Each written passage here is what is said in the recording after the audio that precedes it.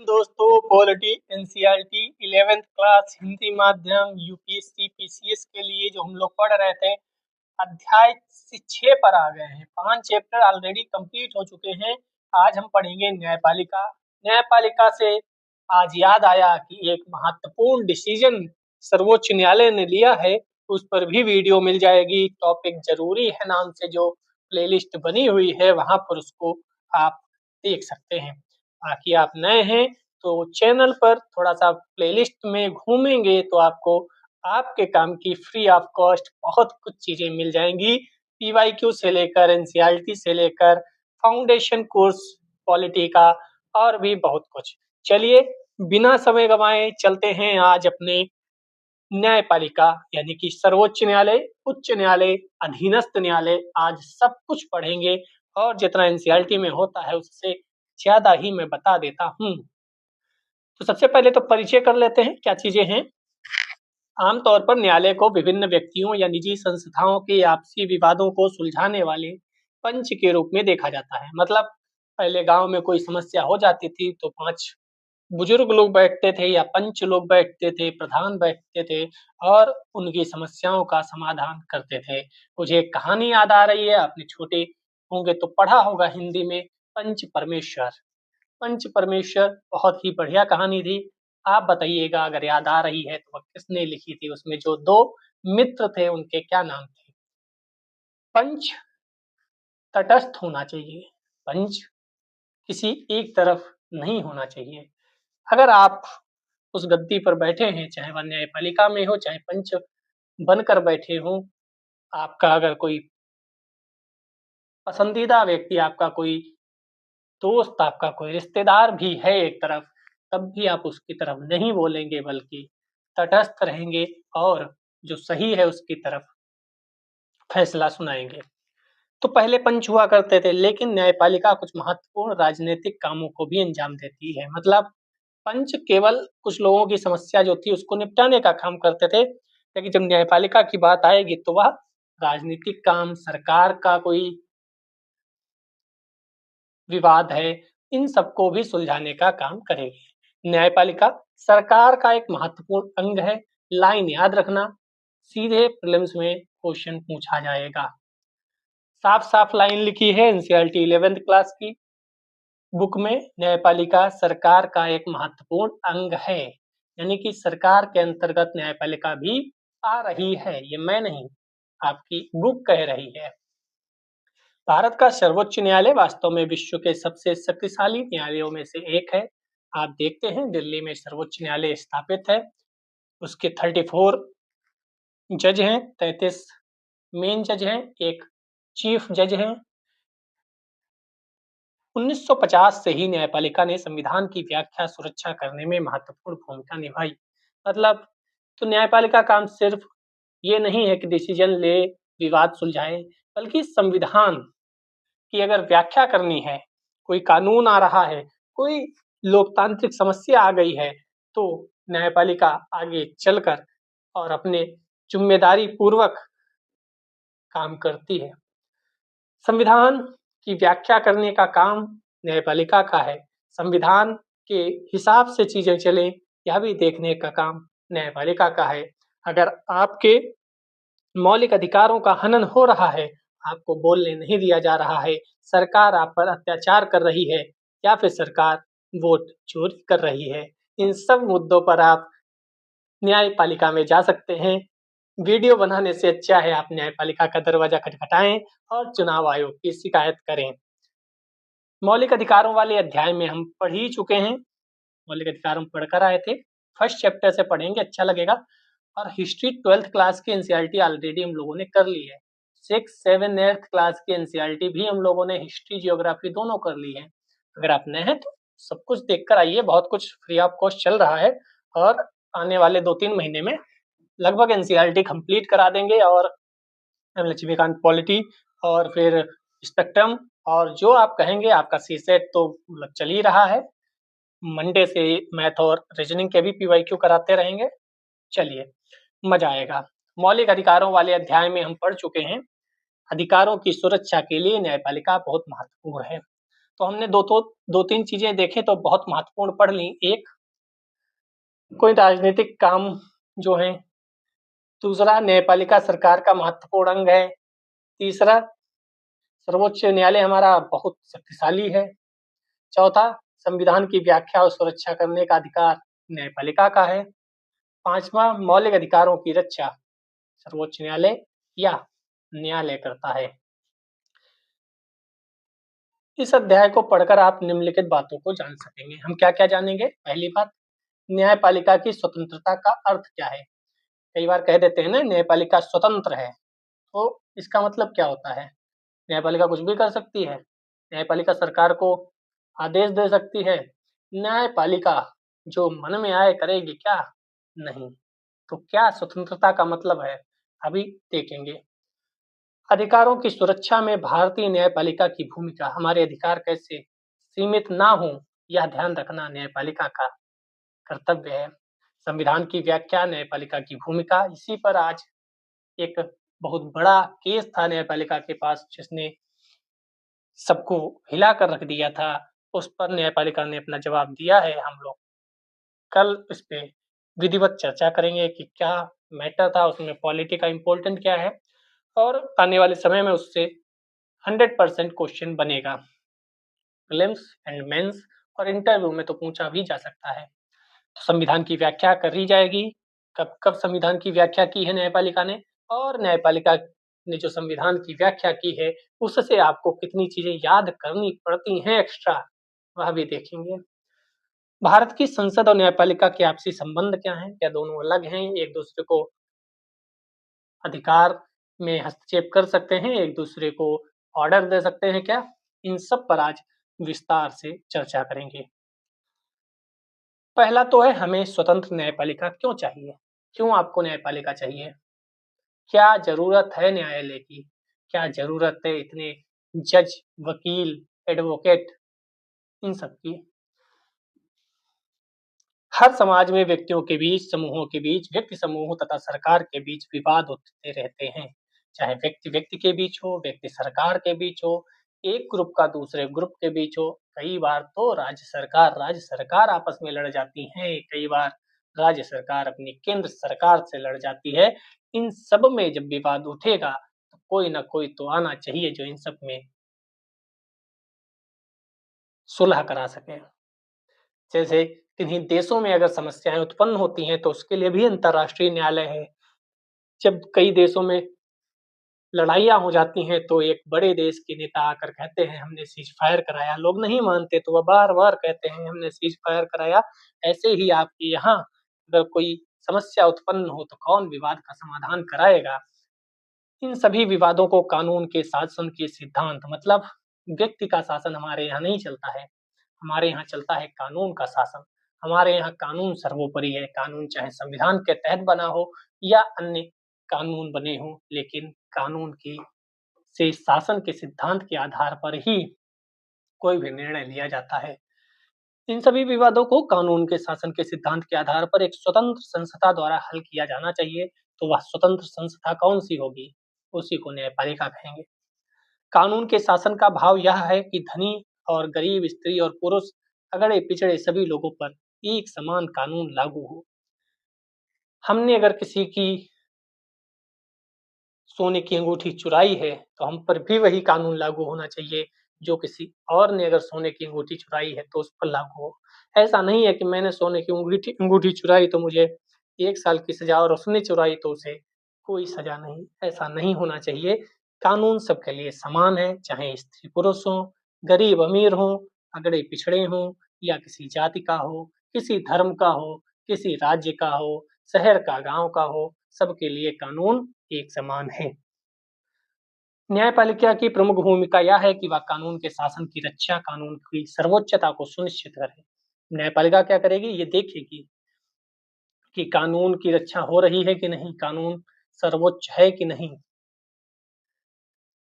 क्योंकि सरकार अगर अपने ऊपर आ जाए तो वह तानाशाह पे उतर आती है, तानाशाह बन जाती है। और सरकार तानाशाह ना बने, इसके लिए भी न्यायपालिका अति आवश्यक है। न्यायपालिका व्यक्ति के अधिकारों की रक्षा करती है। विवादों को कानून के अनुसार हल करती है और यह सुनिश्चित करती है कि लोकतंत्र की जगह किसी एक व्यक्ति या समूह की तानाशाही न ले ले। इसके लिए जरूरी है कि न्यायपालिका किसी भी राजनीतिक दबाव से मुक्त हो। न्यायपालिका में कोई भी पार्टी का जज नहीं होता है। न्यायपालिका किसी भी राजनीतिक संगठन से, किसी भी धर्म से, किसी भी जाति से, किसी भी स्त्री पुरुष, अमीर गरीब से ऊपर उठकर काम करती है और इसीलिए न्यायपालिका को न्यायपालिका नहीं, माननीय न्यायपालिका कहा जाता है। न्यायपालिका का अधिकार है और सबसे महत्वपूर्ण काम है कि संविधान की रक्षा करना न्यायपालिका का अधिकार है, या सही से बोले तो न्यायपालिका का कर्तव्य है। स्वतंत्र न्यायपालिका का क्या अर्थ है या स्वतंत्रता कैसे सुनिश्चित की जाती है? कैसे समझेंगे कि न्यायपालिका स्वतंत्र है? चलिए न्यायपालिका की स्वतंत्रता सरल शब्दों में देखते हैं। सीधे सरल शब्दों में न्यायपालिका की स्वतंत्रता का अर्थ है सरकार के अन्य दो अंग जो हम पढ़ के आए हैं, कार्यपालिका और विधायिका, इन दोनों से न्यायपालिका के कार्यों में किसी प्रकार की बाधा न पहुंचे ताकि वह ठीक ढंग से काम कर सके। मतलब विधायिका कार्यपालिका में भी मैंने आपको समझाया था कि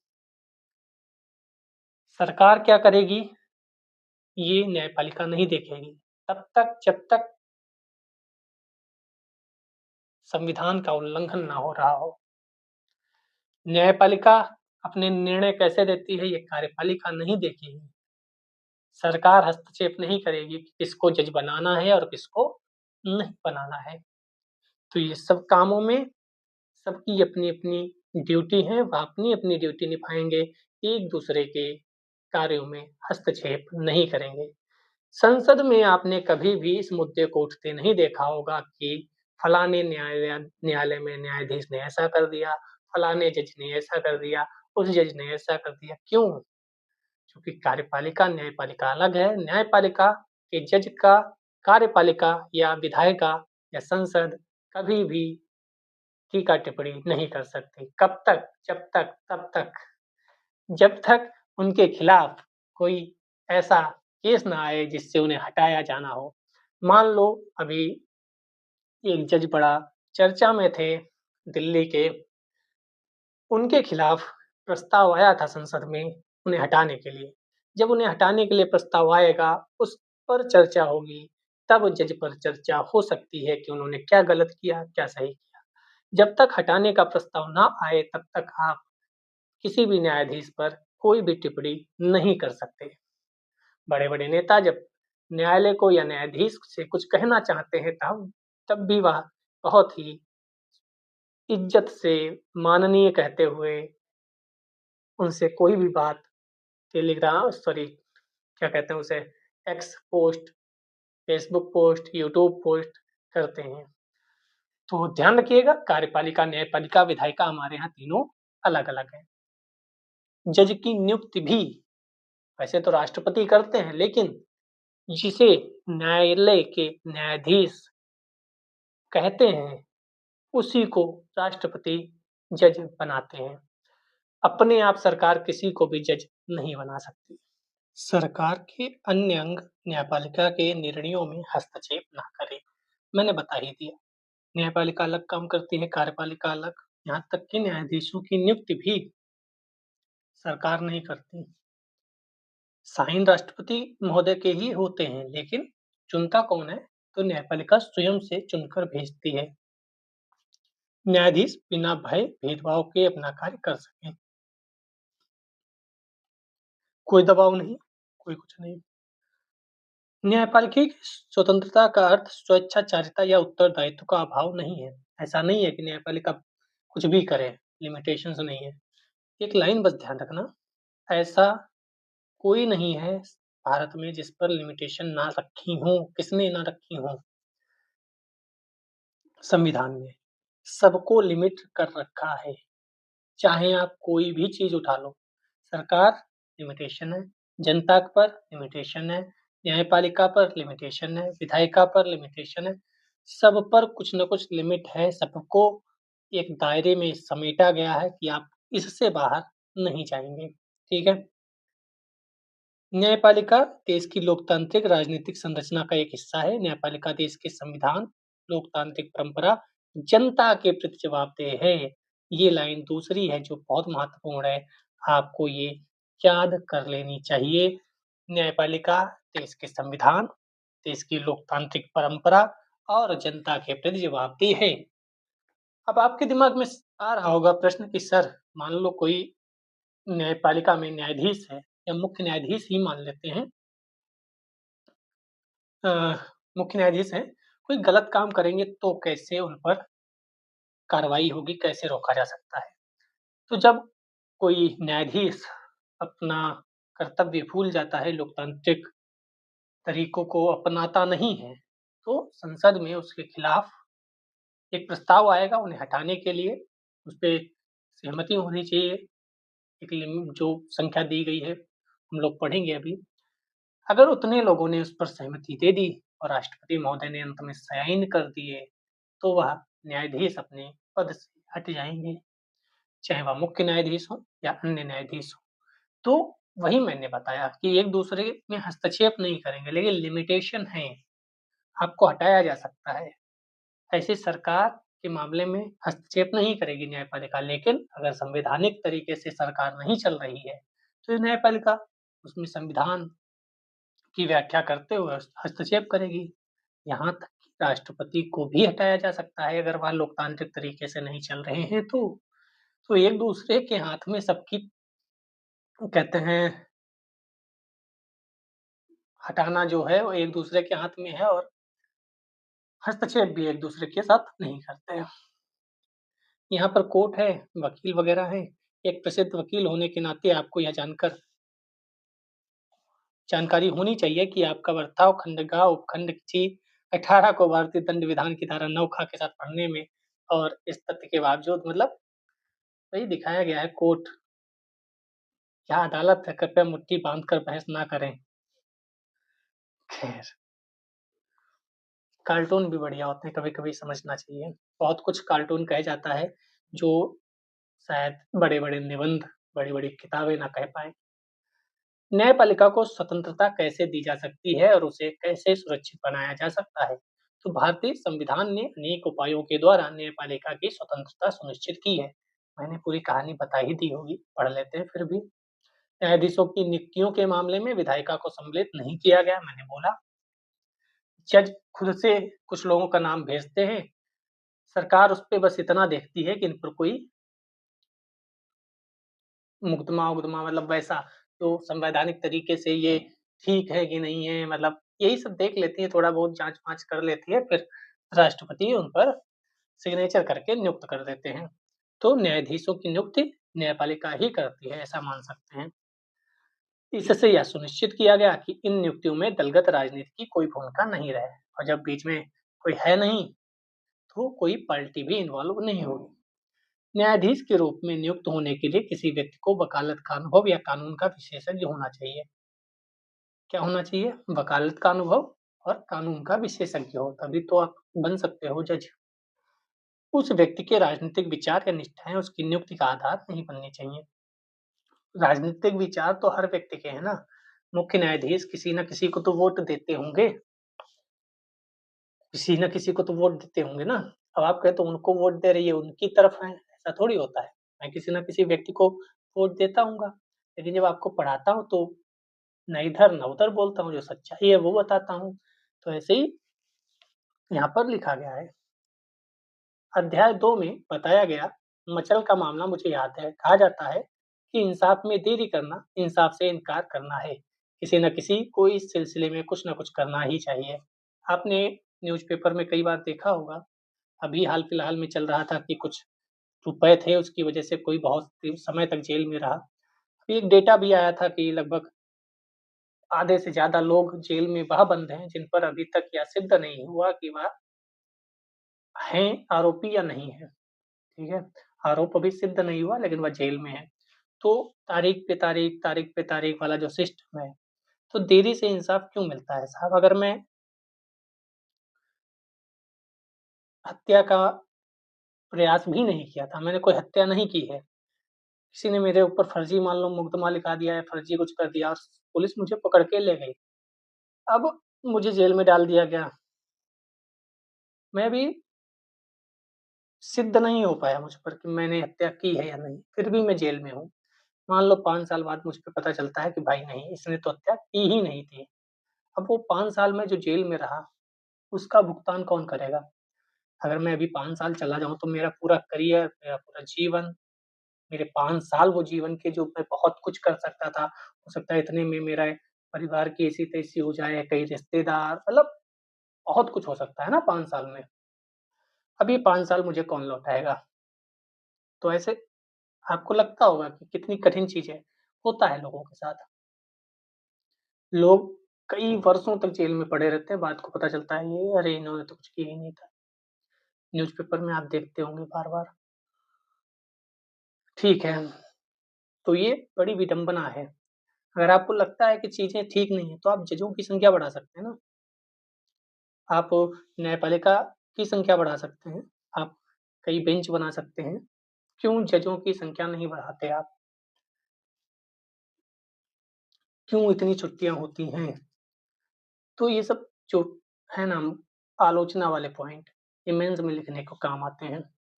उस व्यक्ति के राजनीतिक विचार ये तो हो गया, न्यायाधीशों का कार्यकाल निश्चित होता है। आप उन्हें हटा नहीं सकते जब चाहो तब। हटा तभी सकते हो जब उन पर कोई ऐसा कृत्य उन्होंने किया हो कि आपको संसद में प्रस्ताव लाना पड़ा हो। वरना उनका कार्यकाल निश्चित है, वो अपने कार्यकाल के बाद ही सेवानिवृत्त होते हैं। वे सेवानिवृत्त होने तक पद पर बने रहते हैं, कोई दिक्कत नहीं। केवल जो मैंने बोला था वही यहाँ लिखा है, केवल अपवाद स्वरूप विशेष स्थितियों में ही न्यायाधीश को हटाया जा सकता है। स्टेटमेंट आए कि न्यायाधीश को हटाया नहीं जा सकता, गलत स्टेटमेंट है। न्यायाधीश को भी हटाया जा सकता है, राष्ट्रपति को भी हटाया जा सकता है। इसके अलावा उनके कार्यकाल को कम नहीं किया जा सकता। कार्यकाल की सुरक्षा के कारण न्यायाधीश बिना भय या भेदभाव के अपना काम करते हैं। उन्हें पता है कि मैं इतने समय से पहले हटने वाला नहीं हूँ। जब तक कि मैं कोई ऐसा काम ना करूँ, जिससे विधायिका को मौका मिल सके हमें हटाने का, प्रस्ताव लाने का। तो अगर आप ऐसा नहीं करेंगे तो तब तक आपको हटाया नहीं जा सकता। संविधान में न्यायाधीश को हटाने के लिए बहुत कठिन प्रक्रिया निर्धारित की गई है, मैंने बता दिया कौन-सी प्रक्रिया है। संविधान निर्माताओं का मानना था कि हटाने की प्रक्रिया कठिन हो तो न्यायपालिका के सदस्यों का पद सुरक्षित रहेगा। जैसे इस समय मान लो किसी भी न्यायाधीश को या जज को हटाना है, ठीक है? तो अकेले सरकार जो एनडीए की गवर्नमेंट है, बीजेपी की गवर्नमेंट है, उसके सभी सांसद मिलकर उस जज को नहीं हटा सकते। उसमें विपक्ष के भी सांसद चाहिए होंगे क्योंकि एनडीए के पास, सरकार के पास इतना आंकड़ा नहीं है जितना चाहिए। अगर एनडीए और विपक्ष दोनों मिलकर किसी न्यायाधीश को हटा रहे हैं, तो इसका मतलब है कि न्यायाधीश सच में कुछ तो प्रॉब्लम रही होगी, वरना पक्ष और विपक्ष साथ में कैसे आएगा? तो अगर कोई न्यायाधीश गलत कर रहा है, तो इन दोनों को साथ आना पड़ेगा, पक्ष और विपक्ष को। और साथ आना पड़ेगा तो इसका मतलब कठिन था प्रक्रिया। न्यायपालिका या विधायिका या कार्यपालिका पर वित्तीय रूप से निर्भर नहीं है। ये भी ध्यान रखना, न्यायपालिका को जो वित्तीय मदद चाहिए होती है, वह सरकार को ही देनी होती है, लेकिन ऐसा नहीं है कि वह रोक ले रुपया कि नहीं देंगे, सरकार ऐसा नहीं कर सकती। संविधान के अनुसार, और ये संविधान के अनुसार क्या-क्या है ये ध्यान रखना, क्वेश्चन ऐसे ही बनता है। संविधान के अनुसार ऐसा कहा गया है। संविधान के अनुसार न्यायाधीश के वेतन भत्ते विधायिका की स्वीकृति नहीं ली जाएगी। कोई मतदान नहीं होता है इनके वेतन भत्तों के लिए। वह हर साल निकलता रहता है अपने आप। न्यायाधीशों के कार्यों और निर्णयों की व्यक्तिगत आलोचना नहीं की जा सकती, जो मैंने बोला। जब भी कोई बड़े से बड़ा नेता भी कहता है तो वह माननीय न्यायालय कहकर ही संबोधित करता है।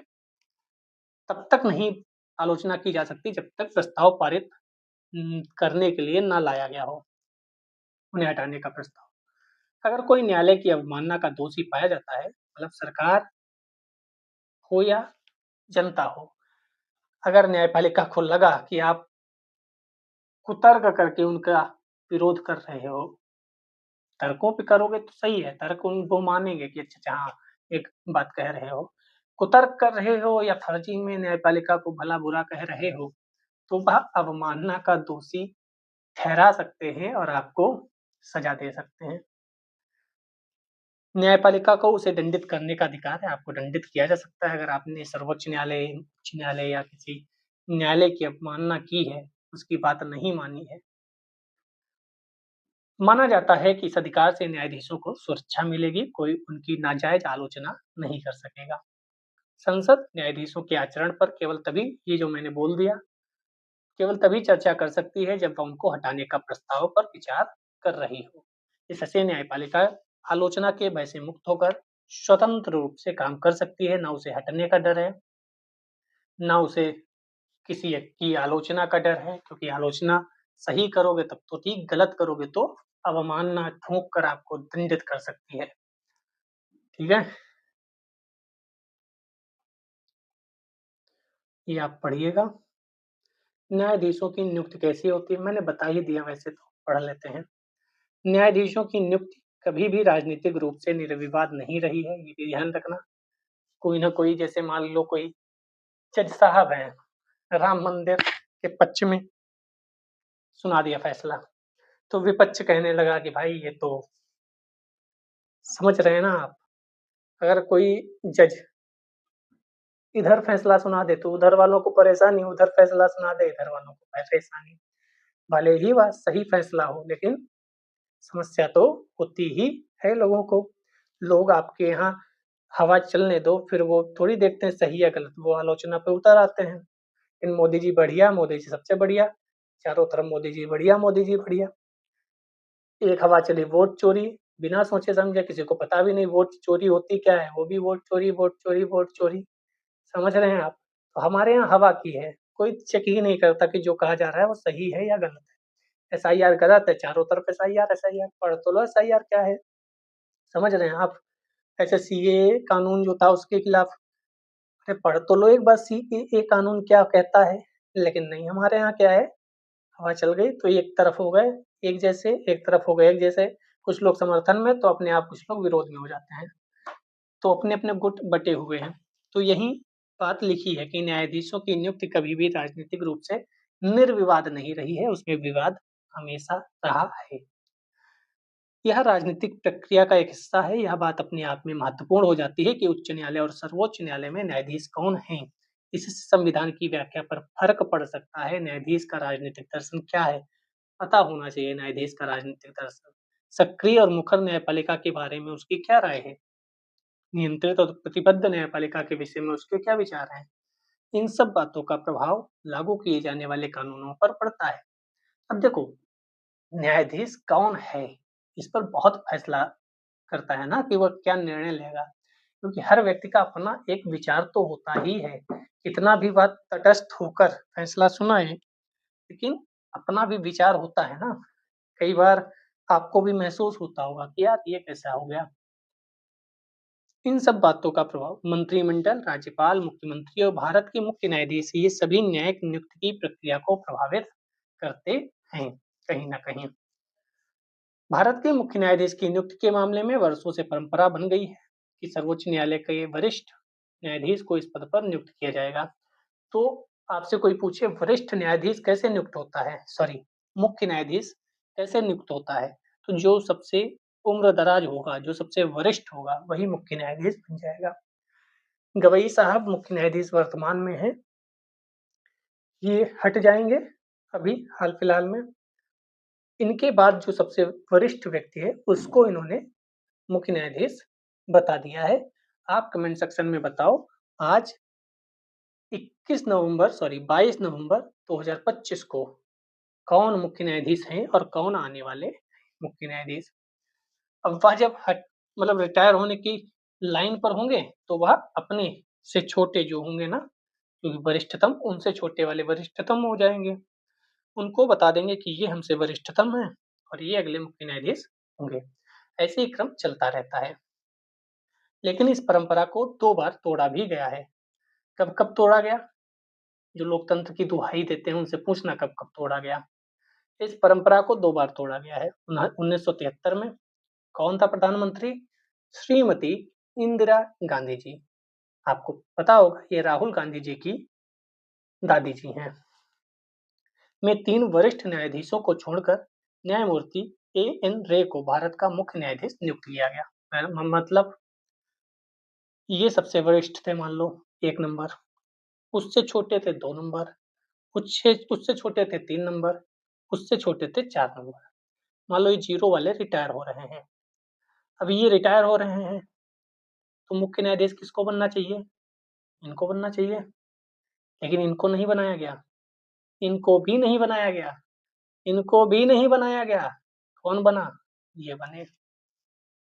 इसको कहते हैं लोकतंत्र की हत्या। समझ पाए आप? बनना किसको चाहिए था? इनके जाने के बाद ये रिटायर हो गए थे, 1 नंबर को मुख्य न्यायाधीश बनना चाहिए था। जब 1 नंबर वाले रिटायर होते तो 2 नंबर को बनना चाहिए था। ये जब रिटायर होते तो इनको बनना चाहिए था मुख्य न्यायाधीश। जब ये रिटायर होते तब इनको बनना चाहिए था मुख्य न्यायाधीश। लेकिन इनको नहीं बनाया गया, इनको भी नहीं बनाया गया, इनको भी नहीं बनाया गया।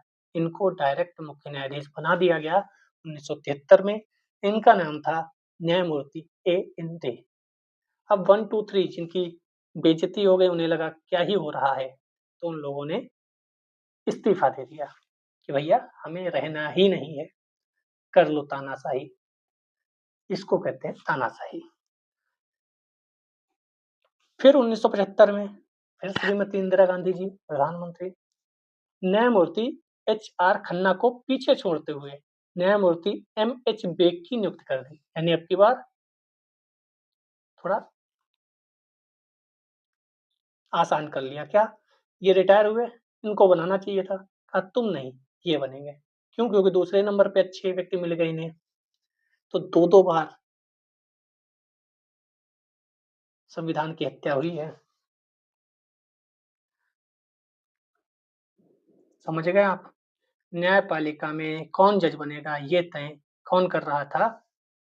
भारत प्रधानमंत्री यानी कि कार्यपालिका तय कर रही थी। मेरा तो सिर चकरा रहा है, आपका भी चकरा रहा है क्या? और कुछ समझ में नहीं आ रहा? आपके आ रहा है समझ में? मैंने तो बहुत आसानी से समझाने का प्रयास किया। समझ में आ रहा हो तो कमेंट कर देना कि सर मजा आ गया। लोकतंत्र में आप प्रधानमंत्री और राष्ट्रपति तक की आलोचना कर सकते हैं, न्यायाधीश की क्यों नहीं? सही बात है, न्यायाधीश भी तो इंसान है और गलती तो इंसान से ही होती है। न्यायाधीश से भी हो सकती है, तो हम आलोचना क्यों नहीं कर सकते? हम तो प्रधानमंत्री तो छोड़ दो, भारत के जो राष्ट्रपिता कहे जाते हैं महात्मा गांधी, उनकी तक आलोचना कर लेते हैं लोग। ठीक है, तो न्यायपालिका की क्यों नहीं? और फिर यह अदालत की अवमानना क्या बला है? मैं ये सवाल करूं तो मुझे अवमानना का दोषी माना जाए। सही बात है। लोग डर डर के कहते हैं भाई न्यायपालिका के खिलाफ बोलो, सोच समझ के बोलो, क्या पता कब अवमानना का दोषी पाया जाए और दंडित कर दिया जाए। हालांकि बहुत कम लोगों को दंडित किया जाता है, उसका इंटेंशन अगर ऐसा है कि आप ताकतवर हो। वरना आप लोग देखते होंगे यूट्यूब पर हजारों वीडियोज होते हैं जिसमें कमेंट में आप देखते रहते होंगे न्यायपालिका को कई नामों से बुलाया जाता है, सुप्रीम कोर्ट को कई नामों से बुलाया जाता है, उन पे कोई भी अवमानना नहीं लगती। आपने देखा होगा उन्हें दंडित नहीं किया जाता। क्यों? क्योंकि उनके कहने से कोई फर्क नहीं पड़ने वाला। कोई बड़ा लीडर, कोई बड़ा व्यक्ति ऐसा कह दे जिससे लगे कि अरे यार इसने कैसे कह दिया, उस पर अवमानना लग सकती है। वरना ऐसे यूट्यूब पे कमेंट करने वालों को या लाइव चैट में कमेंट करने वालों को अगर अवमानना का दोषी पाया जाने लगा, तो न्यायपालिका सारा काम छोड़कर उनकी जो दंडित करने की प्रक्रिया है उसी में पार्टिसिपेट करना शुरू कर देगी। ठीक है। सर्वोच्च न्यायालय और उच्च न्यायालय के अन्य न्यायाधीशों की नियुक्ति राष्ट्रपति भारत के मुख्य न्यायाधीश की सलाह से करता है, ये ध्यान रखिएगा। मुख्य न्यायाधीश कैसे नियुक्त होता है? वरिष्ठतम। ये कहीं लिखा है? नहीं। ये चलता आ रहा है, चलता आ रहा है, चलता आ रहा है। ठीक है। सर्वोच्च न्यायालय और उच्च न्यायालय के जो अन्य न्यायाधीश हैं, उनकी नियुक्ति भी राष्ट्रपति ही करता है। कई लोगों को लगता है सर्वोच्च न्यायालय के न्यायाधीश की नियुक्ति अगर राष्ट्रपति करता है तो उच्च न्यायालय के न्यायाधीश की नियुक्ति राज्यपाल करता होगा, लेकिन ऐसा नहीं है। सलाह किसकी लेंगे? तो भारत के मुख्य न्यायाधीश की सलाह लेंगे कि भाई बताओ किसकी नियुक्ति करना है। इसका अर्थ यह है कि नियुक्तियों के संबंध में वास्तविक शक्ति मंत्रिपरिषद के पास है। फिर मुख्य न्यायाधीश से सलाह का क्या महत्व है? तो यहाँ पर एक कॉलेजियम व्यवस्था है। ये यहाँ पर लिखा है, वही बता देते हैं। 1982-1998 के बीच यह विषय बार-बार सर्वोच्च न्यायालय के सामने आया। शुरू में न्यायालय का विचार था कि मुख्य न्यायाधीश की भूमिका पूरी तरह से सलाहकार की है। मतलब सलाहकार, आप सलाह दे सकते हो, मानना ना मानना राष्ट्रपति का अपना विचार है। लेकिन बाद में न्यायालय ने माना कि मुख्य न्यायाधीश की सलाह राष्ट्रपति को जरूर माननी चाहिए। क्यों?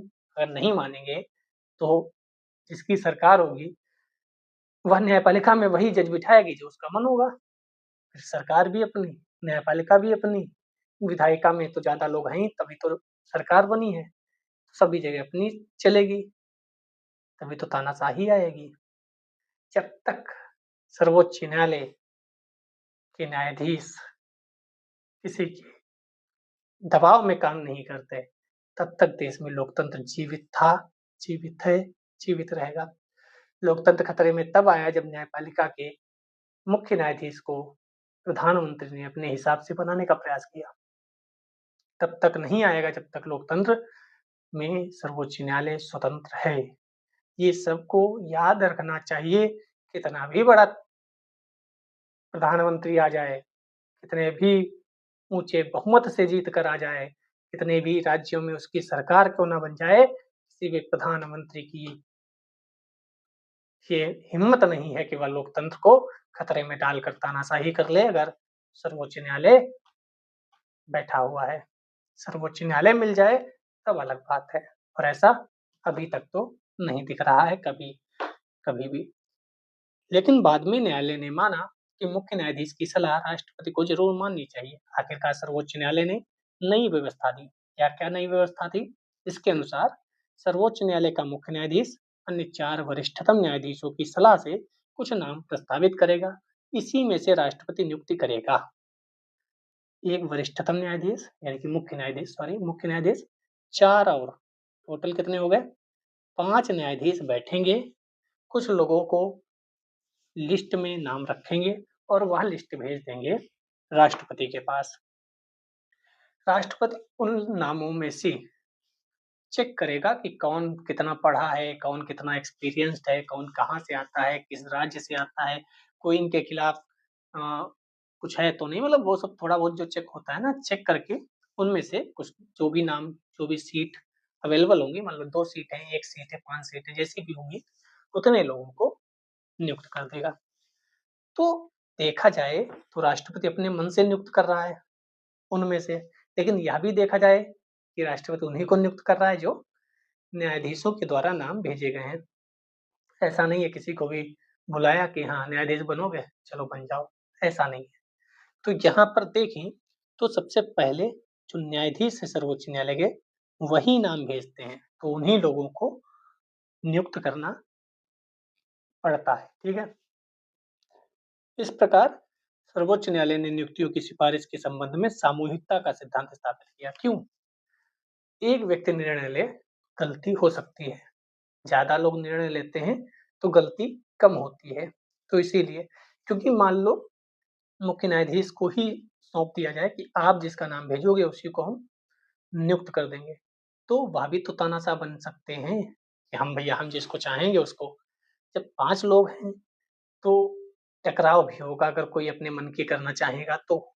हालांकि पहले के मुख्य न्यायाधीश और 2 न्यायाधीश थे, फिर 4 किए गए। जजेस केस आए हैं 4, प्रथम जजेस के द्वितीय, तृतीय, चतुर्थ। चतुर्थ अभी 2015 में आया था। तो ये हम लोग तब पढ़ेंगे जब हम लोग फाउंडेशन कोर्स कर रहे हैं ना उसमें। इसमें 6 चैप्टर हो गए, 10 हैं, 4 दिन और फिर हम फाउंडेशन कोर्स जो अपना है उसको कंटिन्यू करेंगे वहाँ विस्तार से। अब आप सोचो, हम जब यहाँ 1.5 घंटे में क्लासेस कर रहे हैं विधायिका, कार्यपालिका, न्यायपालिका, तो वह फाउंडेशन में कितना विस्तारित होकर पढ़ेंगे। समझ रहे हो आप? प्रीलिम्स, मेंस, इंटरव्यू सब कुछ खंगाल लेंगे अगर आप लोगों ने प्यार दिया तो। व्यूज नहीं आते तो मोटिवेशन नहीं आता, फिर रह जाती हैं चीजें। फिर तभी लोग कहते हैं कि यूट्यूब पर कोई पढ़ता नहीं है। फिर आ जाता है 5,000, 10,000, 15,000, 20,000 का बैच। फिर आप लोग आराम से उसको खरीद कर पढ़ने लगते हो। हम पढ़ा रहे हैं किसी दिन, हम भी किसी टी-शर्ट में आपको नज़र आ जाएँगे पॉलिटी पढ़ाते हुए, हम भी कहेंगे भैया इतने ₹1 का है, इतनी सुविधाएँ मिलेंगी, बहुत अच्छा है, आइए जुड़िए हमारे साथ। फिर आप भी कहोगे सर आप भी चलेंगे क्या? फिर हम कहेंगे भाई हमारा भी परिवार है, हमारे भी माँ-बाप के सपने हैं। खैर पढ़ लो फ्री पढ़ रहे हैं तो। इसी कारण आजकल नियुक्तियों के संबंध में सर्वोच्च न्यायालय के वरिष्ठ न्यायाधीशों के समूह का ज़्यादा प्रभाव है। न्यायपालिका की नियुक्ति में सर्वोच्च न्यायालय मंत्रिपरिषद महत्वपूर्ण भूमिका निभाते हैं। सर्वोच्च न्यायालय इसलिए क्योंकि वह कुछ नामों को भेजता है, मंत्रिपरिषद इसलिए क्योंकि चेक करने का काम मंत्रिपरिषद का है कि कोई भ्रष्ट तो नहीं है जज कोई, तो वो सब चेक करने का काम मंत्रिपरिषद का होता है। राष्ट्रपति महोदय का काम होता है सिग्नेचर करना, ठीक है? आओ ये पढ़ते हैं, ये भी इंटरेस्टिंग चीज़ें हैं। मेरा ख़्याल है कि न्यायाधीशों की नियुक्ति में मंत्रिपरिषद की बात को ज़्यादा तरजीह दी जानी चाहिए या फिर यह मान लें कि न्यायपालिका अपनी नियुक्ति आप ही करने वाला निकाय है। क्या बढ़िया बातें कहता है। ये कहा गया कि न्यायपालिका खुद की नियुक्ति कर लेती है। वाह! कितनी अजीब चीज़ है ना कि न्यायपालिका खुद ही अपनी नियुक्ति कर लेती है, जिसको चाहे उसको जज बना दे। ये गलत है। अब सरकार करेगी जजों की नियुक्ति। सरकार बढ़िया कानून-वानून बनाती है 2015 में। NJAC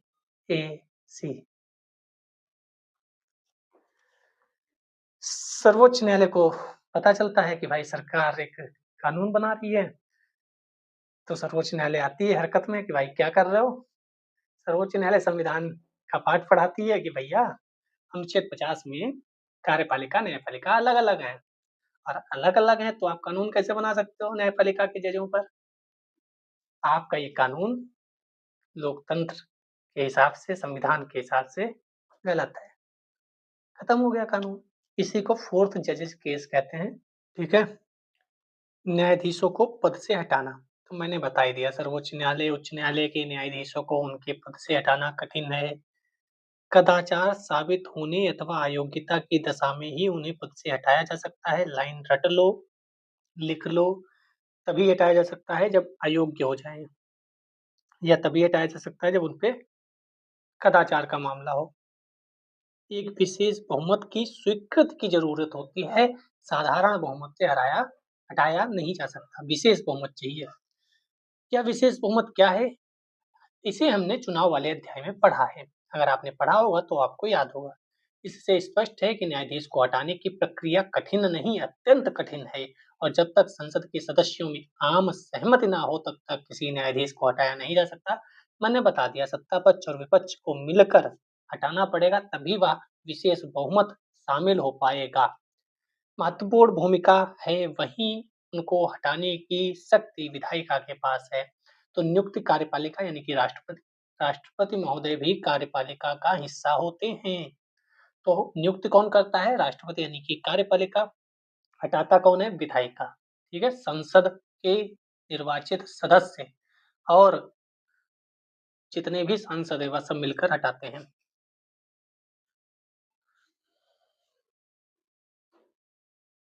अभी तक केवल एक प्रस्ताव आया है न्यायाधीश को हटाने का।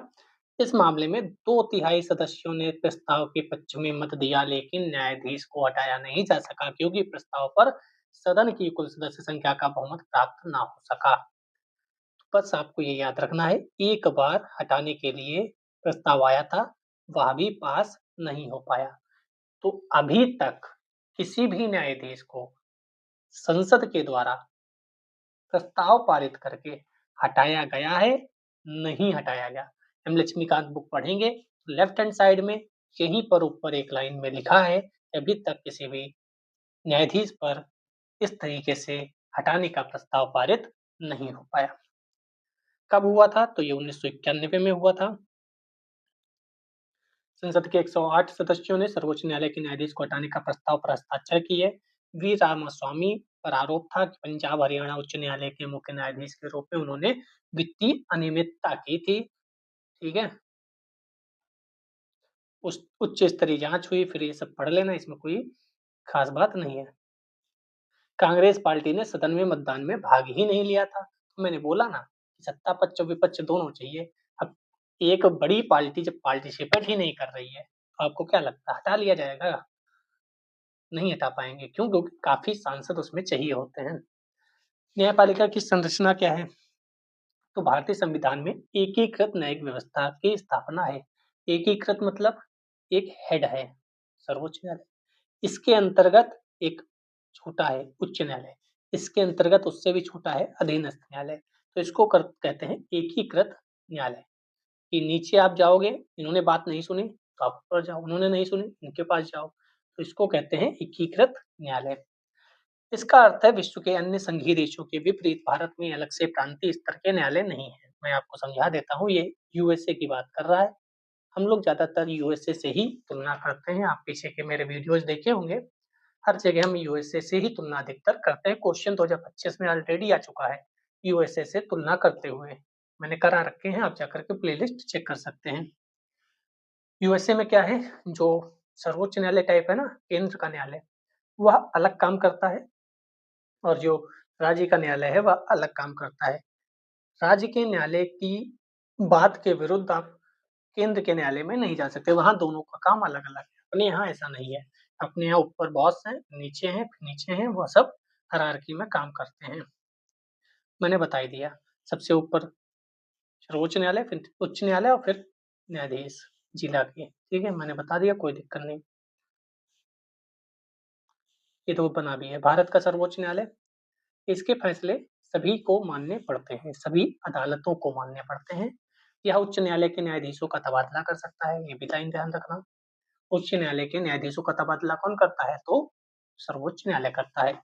या किसी अदालत का मुकदमा अपने पास मंगवा सकता है। मान लो यूपी की अदालत में कोई मुकदमा चल रहा है, ऊपर से सर्वोच्च न्यायालय देख रहा है, उसने कहा ये हाईकोर्ट से ये मुकदमा ऐसा है, तुम हमें भेज दो, तुम रहने दो इस पर काम करने को, तुम किसी और पर काम कर लो।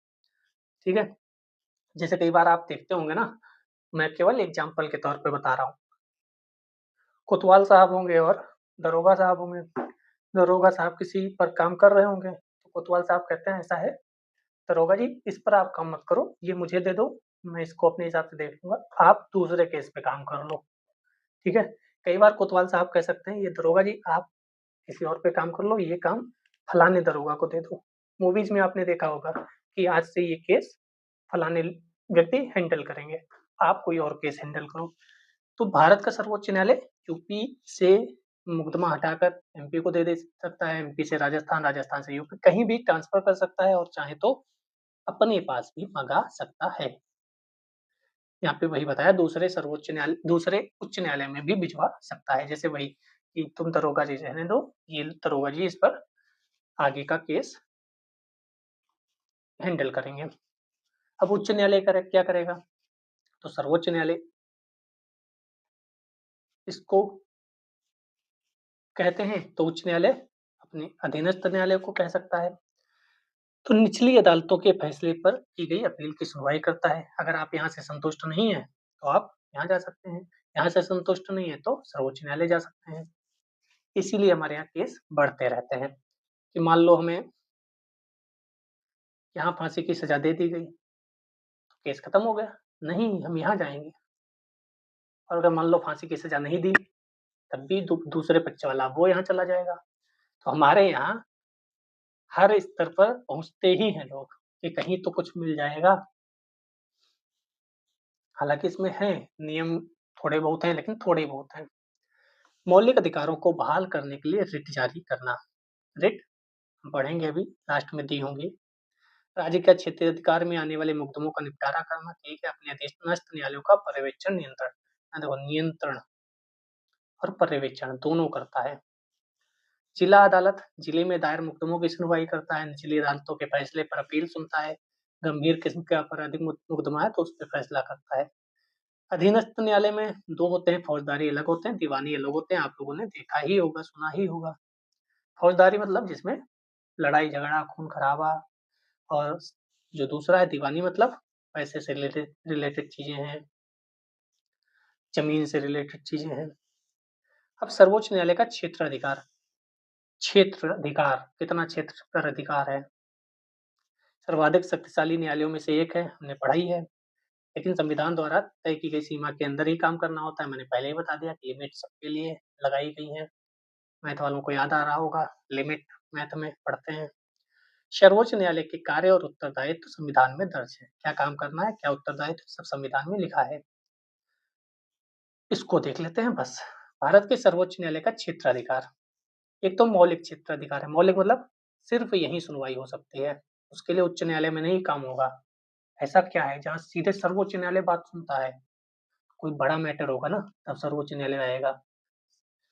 संघ और राज्य के बीच जो विवाद होते हैं, मान लो एक तरफ केंद्र सरकार है और दूसरी तरफ राज्य सरकार है, ठीक है,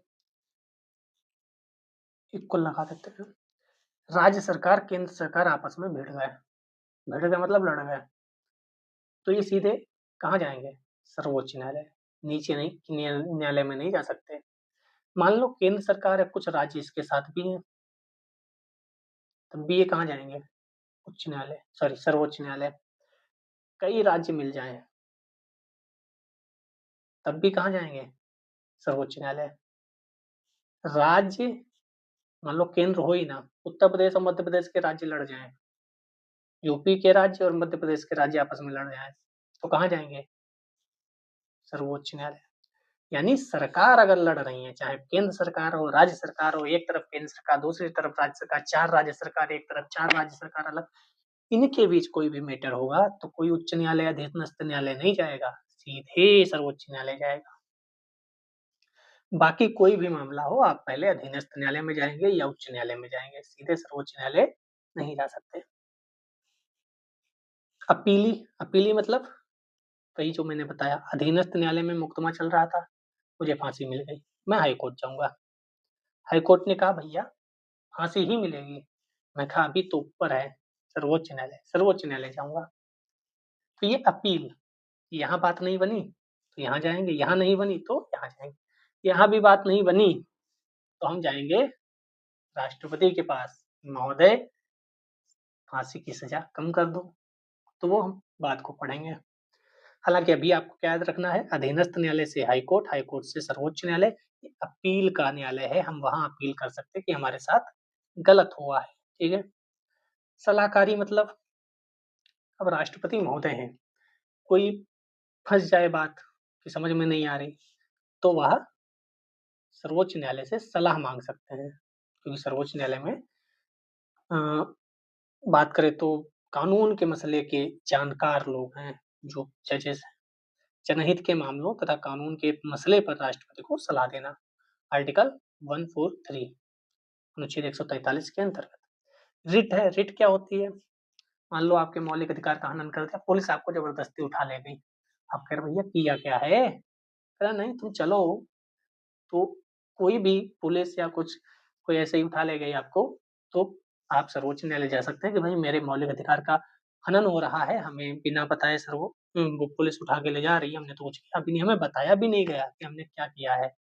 जब भी पुलिस आपको अरेस्ट करने आएगी तो पहले बात तो अरेस्ट वारंट हो, बुलाने भी आए कि कोतवाली, चलो कोतवाल साहब ने बुलाया है, आप पूछिए भाई क्यों बुलाया है, क्या है, आपको बताएगा वो। आप अगर साथ में चल रहे हैं तो हथकड़ी नहीं लगाएगा, हथकड़ी लगाने का भी अधिकार नहीं है अगर आप चल रहे हो या आप ऐसे खूंखार नहीं हो भागने वाले। आप अपने वकील से बात कर सकते हो, आप कह सकते हो कि रुकिए मैं अपने वकील से बात करता हूँ, आपकी गिरफ्तारी की सूचना आपके घर वाले या किसी न किसी ऐसे व्यक्ति को दी जाएगी जिससे आप कहेंगे कि हाँ मेरी पत्नी है उन्हें बता दो, मेरे भाई हैं उन्हें बता दीजिए, वह इन्फॉर्म करेंगे कि ये गिरफ्तार हो रहे हैं। तो रिट मतलब व्यक्ति के मौलिक अधिकारों की इच्छा के लिए बंदी प्रत्यक्षीकरण। 5 प्रकार के रिट हैं, एक बंदी प्रत्यक्षीकरण, एक परम आदेश, एक निषेध, एक उत्प्रेषण, एक अधिकार परीक्षा। हम लोग जब पढ़ेंगे ना, अगर इसमें होगा तो बता देंगे, वरना हम फाउंडेशन में अच्छे से इन सब पे क्वेश्चन आ चुका है। सब पे, सब पे मतलब इस पूरे सर्किल से क्वेश्चन आ चुका है, ठीक है। इस पर भी क्वेश्चन आ चुका है, इन सब पर भी क्वेश्चन आ ही चुका होगा। विशेषाधिकार भारतीय भूभाग की किसी अदालत द्वारा पारित मामले या दिए गए फैसले पर स्पेशल लीग पिटीशन के तहत अपील, मतलब वही अपील करने का विशेषाधिकार। छोड़, मौलिक क्षेत्राधिकार मैंने बता ही दिया। इसमें सभी सिर्फ यही लिखा है कि जब कोई क्या कहते हैं, सरकार अगर लड़ जाए तो सीधे सर्वोच्च न्यायालय जा सकती है, नीचे की अदालतों में जाना जरूरी नहीं है। रिट, वही मौलिक अधिकारों का अगर उल्लंघन हो रहा है तो सर्वोच्च न्यायालय रिट जारी करके सीधे सीधे आदेश दे सकते हैं कि ऐसा करो। कार्यपालिका को कुछ करने या न करने का आदेश, करने का भी ना करने का भी। मान लो कुछ गलत काम कर रहा है तो न्यायपालिका तुरंत कहेगी रोको, ऐसा नहीं करना है। और कुछ नहीं कर रही तो कह सकती है क्यों नहीं कर रहे भाई, जरूरी काम है करो। काम करने ना करने दोनों। अपील फौजदारी वाली भी, और हम बात करें तो कौन सी ये थी, आ जाएगा अभी यहाँ पर, सिविल बोलते हैं इंग्लिश में, उसको हिंदी में क्या बोलेंगे?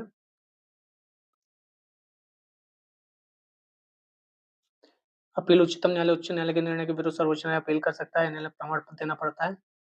युवा मुकदमा सर्वोच्च न्यायालय अपील न करने लायक व्यक्ति करने से कोई गंभीर मामला सुलझा।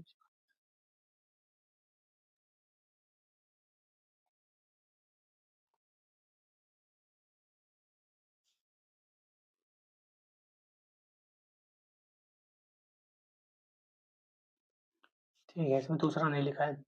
अपील दो तरीके से की जा सकती है। एक तो उच्च न्यायालय स्वयं भेज दे, उच्च न्यायालय खुद प्रमाण पत्र दे कि भाई सर्वोच्च न्यायालय में जाओ, क्योंकि यहाँ संविधान के उल्लंघन का मामला है और ये सर्वोच्च न्यायालय में ज्यादा बेहतर तरीके से हल हो सकता है, तो आप चाहेंगे तब तो उच्च न्यायालय आपको स्वयं भेज रहा है। दूसरा, उच्च न्यायालय अगर आप पर कुछ ऐसा फैसला ले ले और आप नहीं उससे इत्तेफाक रखते हो तो आप सर्वोच्च न्यायालय स्वयं भी जा सकते हो। सलाह संबंधी क्षेत्राधिकार मैंने बता ही दिया कि सर्वोच्च न्यायालय से परामर्श कर सकते हैं राष्ट्रपति। मानना ना मानना राष्ट्रपति का अपना विवेक है। अनुच्छेद 137 और अनुच्छेद 144। 137 क्या है? उच्चतम न्यायालय को अपने द्वारा सुनाए गए निर्णय या दिए गए आदेश का पुनरावलोकन करने का शक्ति है। जैसे अभी जो फैसला आया कल परसों में जो भी था, उस पर पहले फैसला सुना दिया था सर्वोच्च न्यायालय ने, फिर लोगों ने कहा आप एक बार देख लीजिए, तो अब सर्वोच्च न्यायालय ने कहा उस फैसले को पूरी तरह से मानना नहीं है, अब मैं नया फैसला सुना सकता हूँ, ये ज्यादा मान्य होगा। यानी कि हमने जो पहले बताया था, जैसे मैंने मान लो कल की वीडियो में कुछ गलत बता दिया, तो आज के वीडियो में मैं बता सकता हूँ कि कल इतने मिनट पर इतने सेकंड पर ये बात कही थी, ये गलत थी, ये वाली बात सही है। ऐसे ही मान लो पुनरावलोकन, फिर से अपना अवलोकन कर सकता है कि मैंने जो पहले कहा था वो शायद सही नहीं है, और समय के साथ भी निर्णय बदलते रहते हैं।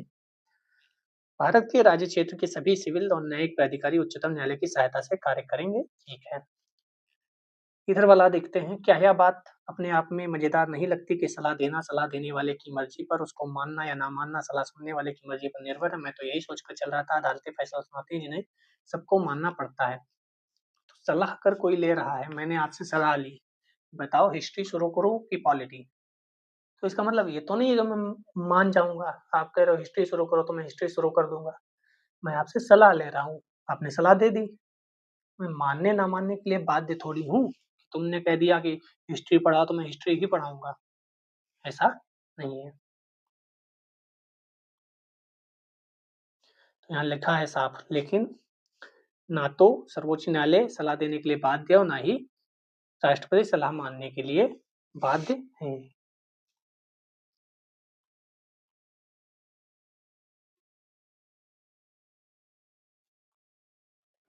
बाकी आप किताब जरूर पढ़िएगा।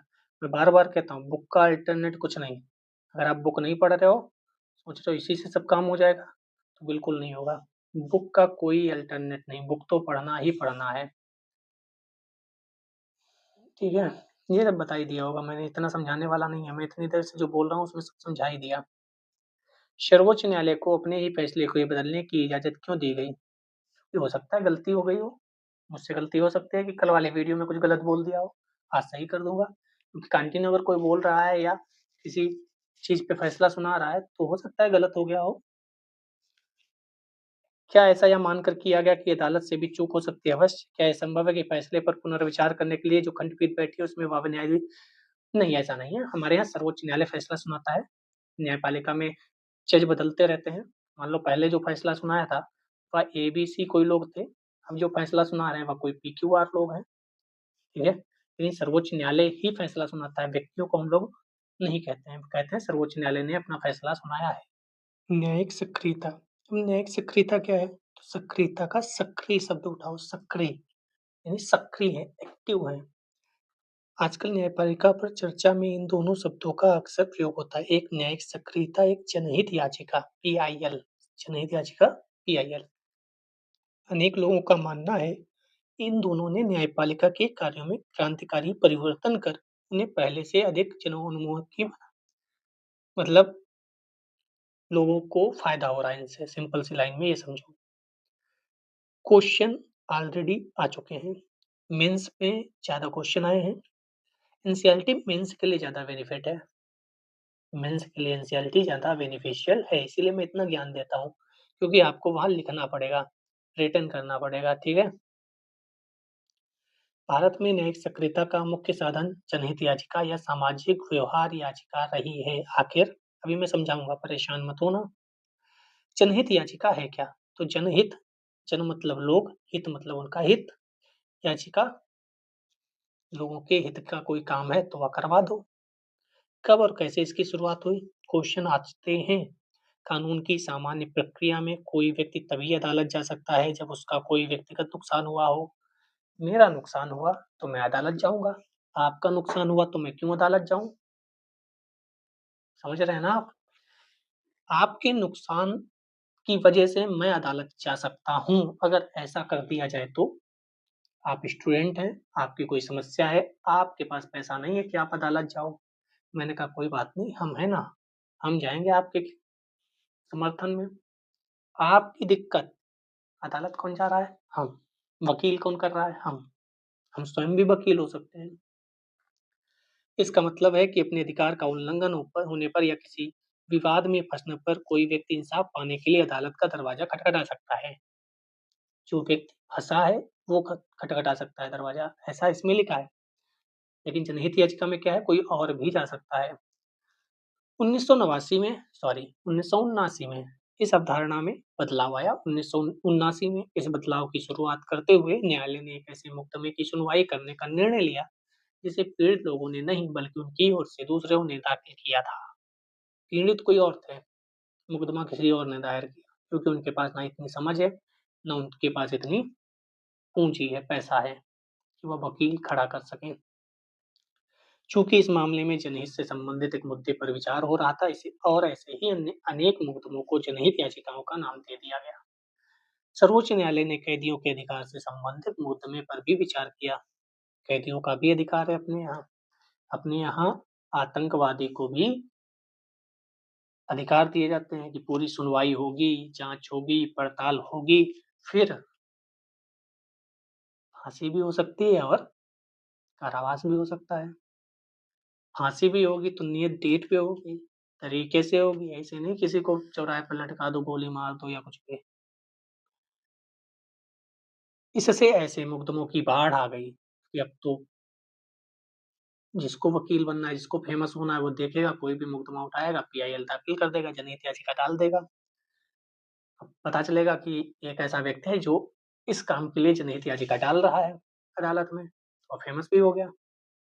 तो ऐसे कई सच भी होते हैं, कई फेमस होने के लिए करते हैं। ये सब आलोचना में हम अभी देखेंगे। जन सेवा की भावना रखने वाले नागरिकों, स्वयंसेवी संगठनों ने अधिकारों की रक्षा, गरीबों के जीवन को बेहतर बनाने, पर्यावरण की सुरक्षा, लोकहित से जुड़े अनेक मुद्दों पर न्यायपालिका में हस्तक्षेप की मांग की। जनहित याचिका न्यायिक सक्रियता का सबसे प्रभावी साधन हो गया है। ये लाइन याद रखना।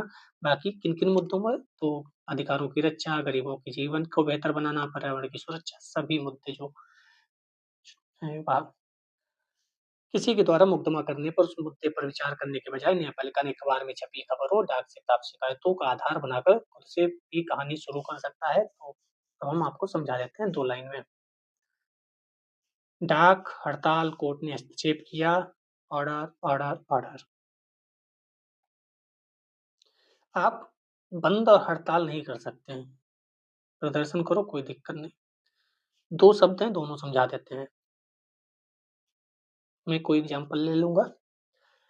हमने आप पर बहुत जुल्म ढाया है, अगर हम आप पर बहुत जुल्म ढा रहे हैं, सर्वोच्च न्यायालय को पता चला किसी अखबार से या किसी ने कहा कि एक फलाना व्यक्ति है यूट्यूब पर, वह अपने बच्चों को बहुत जुल्म ढाता है, बहुत कहता है 50-50 घंटे पढ़ो, कैसे पढ़ पाएँगे बेचारे। तो सर्वोच्च न्यायालय ने कहा चलो देखते हैं कौन है, बुलाओ इसे देखते हैं।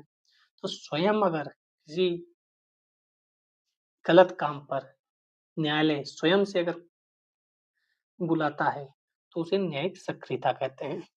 कहीं पेड़ काटे जा रहे हैं, सर्वोच्च न्यायालय को पता चला अखबार से पढ़कर, सुबह अखबार पढ़ते हैं सब लोग, न्यूज़पेपर पढ़ते हैं, आपको भी पढ़ना चाहिए, चाहे हिंदी, इंग्लिश कोई भी, न्यूज़पेपर पढ़ना आवश्यक है। न्यूज़पेपर में पता चला उतनी उस जगह पे इतने पेड़ काट दिए कि वहाँ बहुत प्रदर्शन हो रहा है, लोग कह रहे हैं पेड़ मत काटो। सर्वोच्च न्यायालय खुद से उस केस को बुलवाएगा कि भैया क्या मैटर चल रहा है, बुलाओ। एसएससी का भी प्रोटेस्ट हो रहा था, दिल्ली में आप लोगों ने देखा होगा, कुत्तों पर भी प्रोटेस्ट हो रहा था। तो एसएससी जब प्रोटेस्ट हो रहे थे, जब विद्यार्थी और टीचर प्रोटेस्ट कर रहे थे, तो टीचर और विद्यार्थियों ने ये कहा कि भाई जब न्यायपालिका को पता है कि समस्याएँ हो रही हैं, तो ये न्यायपालिका स्वयं से क्यों नहीं इस पर सुनवाई कर रही है, न्यायिक सक्रियता क्यों नहीं दिखा रही? क्योंकि सर्वोच्च न्यायालय या न्यायालय अपने न्यायिक सक्रियता के तहत जो भी बड़ा मुद्दा है, जैसे इस समय वोट चोरी का मुद्दा है, तो न्यायपालिका का जब सर दर्द होने लगेगा कि भाई रोज़ वोट चोरी, किसी दिन वो कह देगी, ऐसा है विपक्ष साहब, आओ मुकदमा हम देखेंगे कि वोट चोरी हो रही कि नहीं। तो इधर के भी लोगों को बुलाएँ, उधर के भी लोगों को बुलाएँ और बताएँ जनता को सच में वोट चोरी हो रही है कि नहीं, सच में लोकतंत्र खतरे में है कि नहीं। तो न्यायपालिका स्वयं से अगर किसी मुद्दे पर बात करती है, तो उसे न्यायिक सक्रियता कहते हैं। मान लो एसएससी पे बच्चों का प्रॉब्लम था, बच्चों का था ना प्रॉब्लम, टीचर्स ने अपने ऊपर ज़िम्मा उठा लिया कि बच्चों के पास पैसा नहीं है, चलो मैं मुकदमा दायर करता हूँ। तो प्रॉब्लम किसकी थी? बच्चों की। मुकदमा कौन दायर कर रहा है? टीचर। तो इसको क्या बोलेंगे? जनहित याचिका। ठीक है? समझ में आया दोनों? जब न्यायपालिका स्वयं से किसी मुद्दे पर बात करना चाहेगी, तो उसे न्यायिक सक्रियता, किसी एक ग्रुप या एक व्यक्ति या किसी पर प्रॉब्लम है, किसी समुदाय पर या किसी पर्यावरण पर है, लेकिन वह नहीं जा रहे न्यायालय, न्यायालय कोई और व्यक्ति जा रहा है, इनकी समस्याओं को लेकर, तो उसे जनहित याचिका बोलेंगे। समझ में आ गया होगा, उम्मीद करता हूँ। फाउंडेशन में हम और बेहतर तरीके से पढ़ेंगे। मैंने कुछ लोगों को कहते सुना है कि जनहित याचिका का असली मतलब होता है निजी हित की याचिका। ऐसा क्यों भला? पहले तो यही फेमस हो जाते हैं। मेरा यूट्यूब चैनल नहीं चल पा रहा है सही से मान लो, मैं पहुँच जाऊँ मुकदमा लिखाने कि भाई ये समस्याएँ हो रही हैं, मेरी पहचान बन जाएगी। कोई ऐसा मुकदमा कोई ऐसी बात लेकर जो बहुत ज़्यादा सेंसिटिवल हो, मतलब सेंसिबल हो, कोई बहुत ज़्यादा फैलने वाली, तुरंत फैल गई पूरे भारत में कि अरे भाई ये व्यक्ति है कोई ऐसा कुछ, तो मैं क्या करूँगा? फेमस हो जाऊँगा, फिर मेरा यूट्यूब चलने लगेगा। तो ऐसे भी कुछ लोग करते हैं। कुछ प्रारंभिक जनहित याचिका आप देखेंगे कैदियों को लेकर और फिर तिहाड़ जेल बंदी सर्वोच्च न्यायालय कृष्णा अय्यर ने पत्र भेजा, ठीक है इसको पढ़ लेना, कोई दिक्कत नहीं।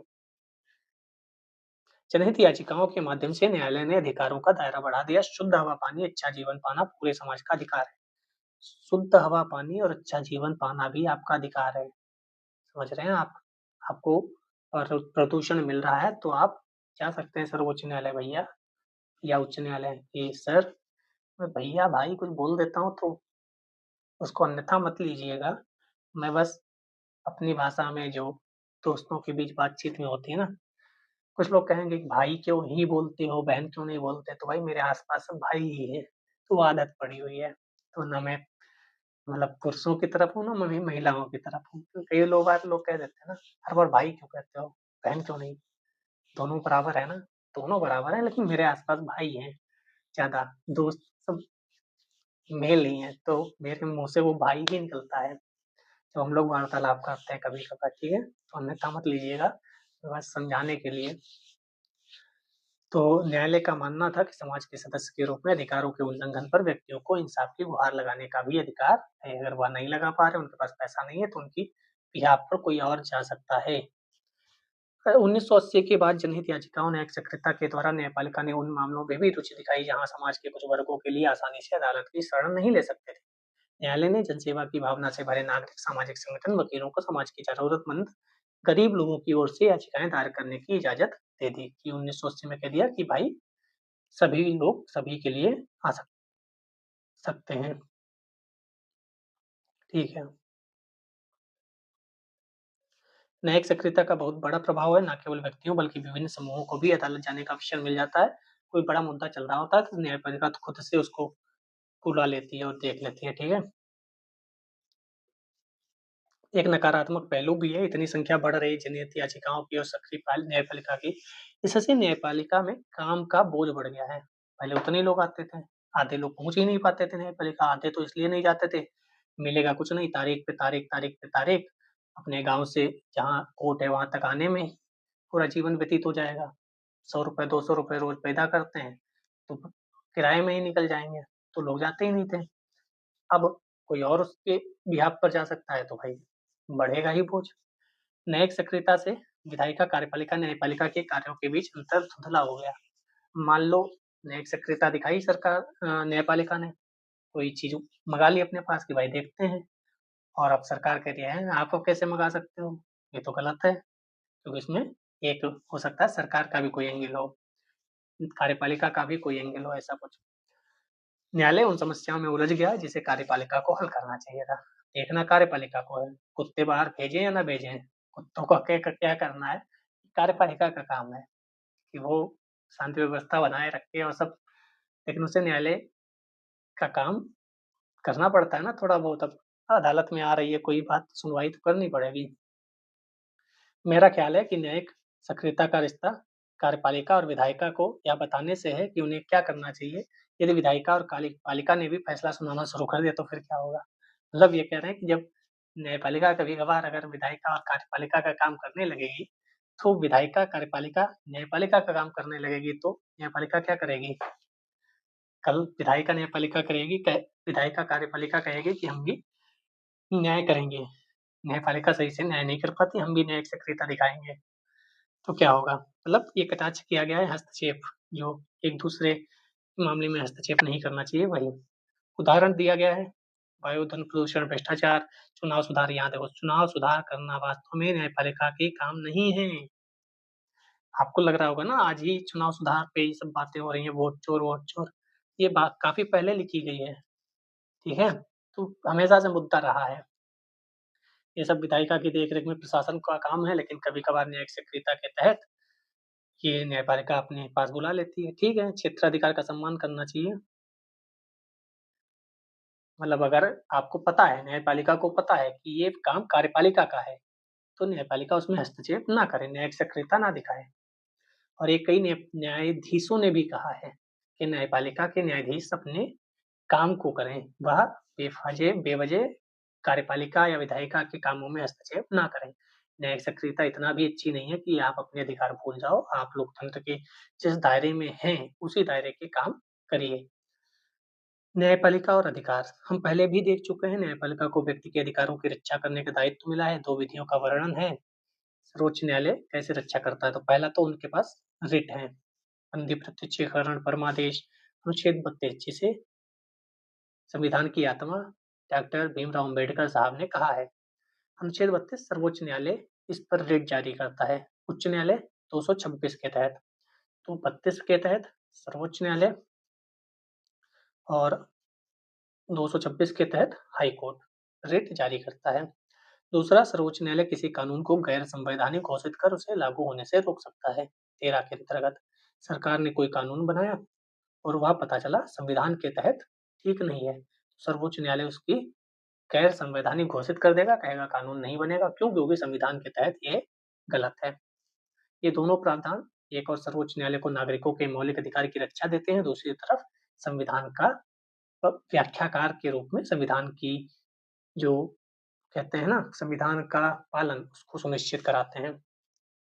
दूसरा प्रावधान न्यायिक पुनरावलोकन की व्यवस्था कराता है कि न्याय का पुनरावलोकन करो।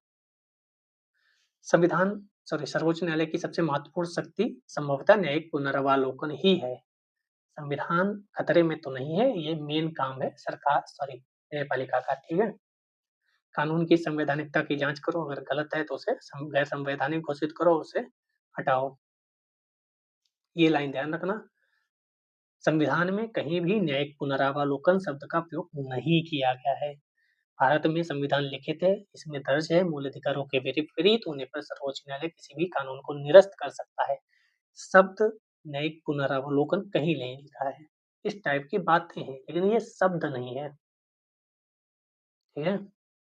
उसमें क्या लिखा है? उसमें लिखा है कि अगर न्यायालय जानता है कि संविधान के विपरीत कोई कानून बना है, तो उसे निरस्त कर सकता है। ये लिखा है, ना कि न्यायिक पुनरावलोकन शब्द लिखा है। बाकी हमने ये सब पढ़ ही लिया, ठीक है? रिट जारी करता है, ये भी पढ़ लिया। मेरा ख़्याल है कि मैं न्यायाधीश ही बनूँ, तो अच्छा है। फिर भी मुझे चुनाव और जन समर्थन की चिंता नहीं करनी पड़ेगी, तब भी मेरे पास बहुत सी शक्तियाँ होंगी। मतलब चुनाव में पार्टिसिपेट नहीं करना है, जनता के पास नहीं जाना है, फिर भी इतनी शक्तियाँ हैं हमारे पास। तो उसके लिए आपको पढ़ना पड़ेगा, उतना ज्ञान अर्जित करना पड़ेगा, ठीक है? यहाँ पे दक्षिण अफ्रीका के संविधान की बात कही गई है, जनहित याचिका को मौलिक अधिकारों की सूची में सम्मिलित किया गया है। वहाँ जनहित याचिका को मौलिक अधिकार में माना गया है, जबकि अपने यहाँ ऐसा नहीं है।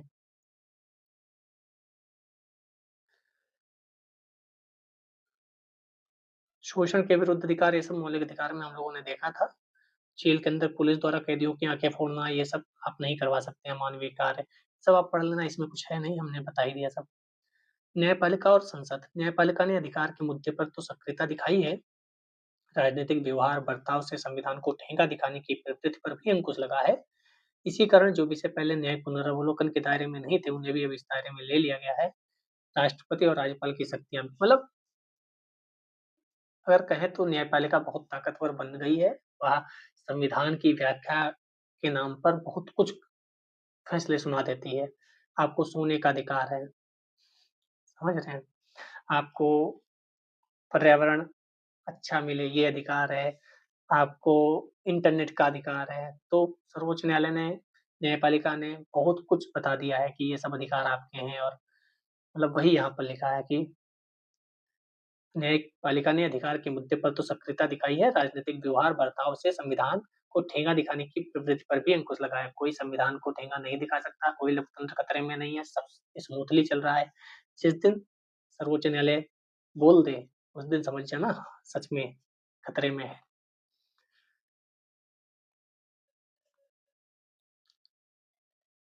कई मामले में सर्वोच्च न्यायालय ने न्याय की स्थापना के लिए कार्यपालिका को निर्देश दिए कि आप इस पर ध्यान दें। जैसे सीबीआई को कहा था कि तोता है, जितना सरकार कहती है उतना बोलता है। कई बार आप ईडी पर प्रश्न चिन्ह उठते हुए देखेंगे इन सब मामलों में, और ये आज से नहीं है, ये सब पहले से यही होता आ रहा है। कोई दूध के धुले नहीं हैं, सब ऐसे ही हैं, ठीक है? सबको पता है, जिसकी सरकार होती है, बस सब चाहते हैं कि हम पावर में रहें हमेशा, और हम उसके लिए कुछ भी करने को तैयार हैं, बस पकड़े ना जाएँ। बाकी संविधान खतरे में कब था, जब मैंने बता ही दिया आपको। सर्वोच्च न्यायालय शांत बैठा, इसका मतलब संविधान अभी खतरे में नहीं है। भारतीय संविधान शक्ति के सीमित बँटवारे, अवरोध, संतुलन के सुंदर सिद्धांत पर आधारित है। इसका मतलब है सरकार के प्रत्येक अंग को स्पष्ट कार्यक्षेत्र मिला हुआ है, संशोधन करने में सर्वोच्च, ठीक है, ये सब हमने बता ही दिया, इसमें कुछ है नहीं।